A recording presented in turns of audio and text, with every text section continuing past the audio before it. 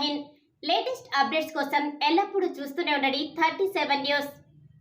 జగనన్న అన్యాయాన్ని ప్రశ్నిద్దాం, సంక్షేమ బోర్డును కాపాడుదాం. మిత్రులారా, చనిపోయిన, ప్రసవమైన, వివాహాలు చేసుకున్న భవన నిర్మాణ కార్మికులకు గతం మాదిరిగా బిల్డింగ్ వర్కర్స్ వెల్ఫేర్ బోర్డు ద్వారా సంక్షేమ పథకాలు అమలు చేయాలని, ప్రభుత్వం తీసుకున్న భవన నిర్మాణ కార్మికుల సంక్షేమ బోర్డు సొమ్మును రాష్ట్ర ప్రభుత్వం తిరిగి చెల్లించాలని డిమాండ్ చేస్తూ డిసెంబర్ 28న జిల్లా కలెక్టర్ కార్యాలయం మచిలీపట్నంలో జరిగే ధర్నాలో భవన నిర్మాణ కార్మికులందరూ పాల్గొనాలని AP building workers union Krishna జిల్లా కార్యదర్శి కెవి గోపాలరావు పిలుపునిచ్చారు. రాష్ట్రంలో 30 లక్షల మంది భవన నిర్మాణ కార్మికులకు వెల్ఫేర్ బోర్డు అండగా ఉందనే నమ్మకాన్ని ముఖ్యమంత్రి జగన్మోహన్ రెడ్డి ఒమ్ము చేశారు. భవన నిర్మాణ కార్మికులకు చెందాల్సిన డబ్బులు రాష్ట్ర ముఖ్యమంత్రి దుర్బుద్ధితో పవర్ ఫైనాన్స్ కార్పొరేషన్కు తరలించారు.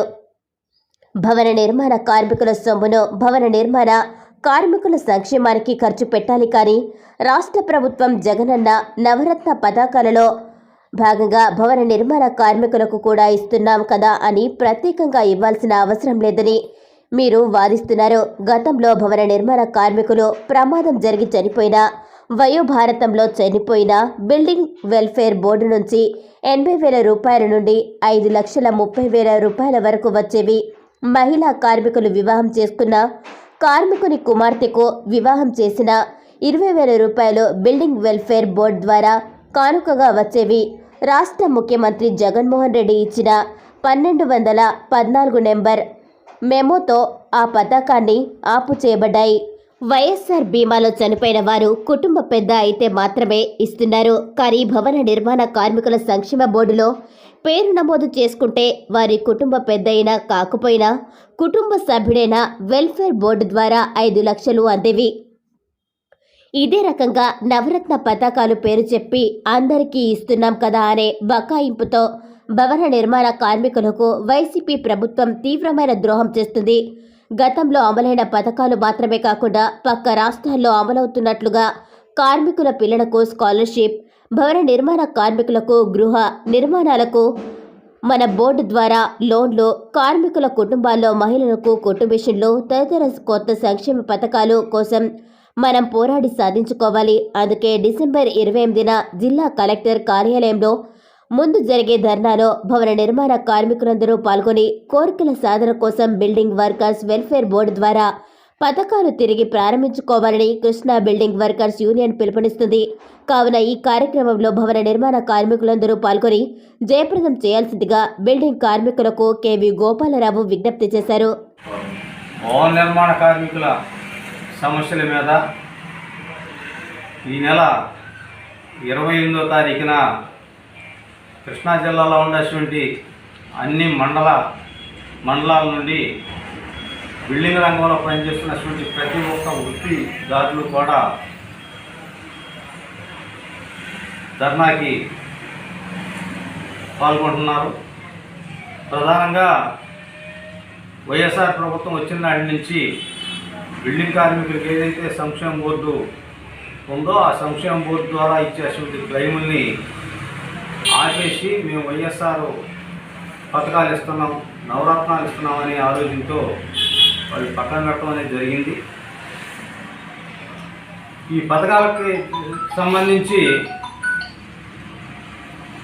అది ప్రభుత్వం బాధ్యత, వాళ్ళు ఇచ్చే పథకాలు ఇవాళ బిల్డింగ్ కార్మికులకు ఉండాల్సినటువంటి సంక్షేమ బోర్డులు ఇచ్చే పథకాలకేనో ఇచ్చే బెనిఫిట్ స్కీమ్లో పథకాలకు ఎలాంటి సంబంధం లేదు. మా సంక్షేమ బోర్డులో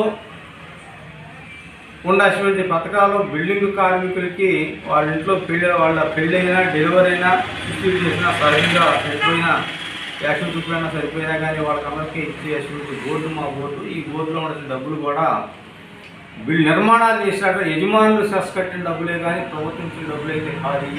కాబట్టి ఈ సంక్షేమ బోర్డు యథాతథంగా కొనసాగించాల్సిన అవసరం ప్రభుత్వానికి ఉంది. ప్రభుత్వం ఇచ్చే పథకాలు ప్రభుత్వం బాధ్యత కాబట్టి వాళ్ళు ఇచ్చుకుంటారు. వాళ్ళు పథకాలు ఇస్తున్నాము అని చెప్పని ఆలోచనతో దీన్ని పక్కన పెట్టడం అనేది కరెక్ట్ కాదు. కాబట్టి ఆ పద్ధతిలో ఇవ్వాలని చెప్పని ఇవాళ వైఎస్ఆర్ ప్రభుత్వం ఏర్పడిన తర్వాత పవర్ ఫైనాన్స్ కార్పొరేషన్కి 450 కోట్ల రూపాయలు, వైఎస్ఆర్ బీమాకి 831 కోట్ల రూపాయలు, మొత్తంగా 1281 కోట్ల రూపాయలు వైఎస్ఆర్ ప్రభుత్వం తీసుకుని మరి మేము వైఎస్ఆర్ బీమా ఇస్తున్నామని చెప్పని చెబుతున్నారు. వైఎస్ఆర్ బీమా ఇచ్చేది కుటుంబ యజమాని చనిపోతే మాత్రమే ఇస్తారు.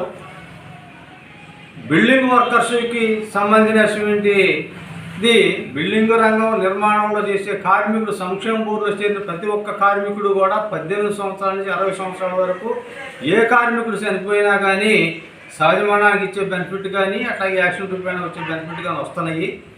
అలాంటి బెనిఫిట్స్ అందక మరి ఆ ఇంట్లో కష్టపడి పనిచేసేటువంటి కార్మికుడు ఎవరైనా చనిపోతే అతను యజమాని కాకపోతే ఇవ్వనటువంటి పరిస్థితి ఉంది. కాబట్టి సంక్షేమ బోర్డుని యథాతథంగా కొనసాగించాలని చెప్పని ఈ ప్రభుత్వాన్ని మరి కోరే దానికోసం ఇంతకుముందు అదే కార్యక్రమాలు చేశాం. ఈ రాష్ట్రంలో ఈ జిల్లాలో ఉండాల్సినటువంటి ప్రతి ఒక్క ఎమ్మెల్యేకి మంత్రులు కూడా కనీసం ఒకళ్ళకి 5 సార్లు మొదలుపెట్టుకున్నా కానీ మా సమస్య ఎవరు పట్టించుకోలేదు. కాబట్టి ఇవాళ మరి మనకి ఎలక్షన్ టైం దగ్గరికి వస్తుంది.